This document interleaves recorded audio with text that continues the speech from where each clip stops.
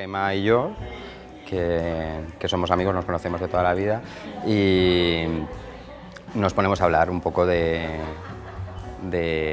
cosas que se hablan normalmente cuando dos personas se encuentran. Así, mejor. A ver. ¿Hola? Hola, Santi. Sí, ahí está el diafragma, sí. Hola. Muy bien, muy bien. Es una conversación bastante trivial o banal. Yo pienso que hay algo bastante interesante y es que todos nos encontramos en situaciones en la vida real donde utilizamos el lenguaje de forma un poco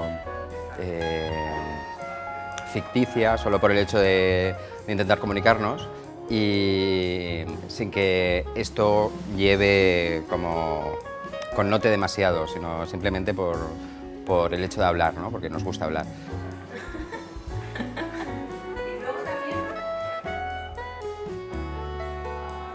Eso genera como muchos lugares comunes y esos lugares comunes, si los miramos un poco de cerca, son a veces bastante divertidos. La cercanía, o sea, me ha parecido mucha naturalidad, muy ingenioso, muy fluido, no sé, muy divertido. Que es como una parte de todos nosotros, ¿no? Te ves metido dentro como si estuvieras con ellos. Y no sé, esa cercanía, o sea, que te ves dentro, ¿sabes? Que no es algo lejano de alguien que le pasa otra cosa.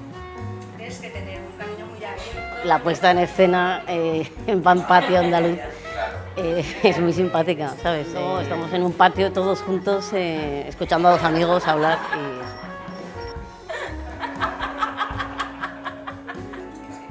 Es que dentro de todo lo cotidiano que utilizan en la obra, es que hay también una pequeña reflexión con ironía y con humor sobre el arte en general.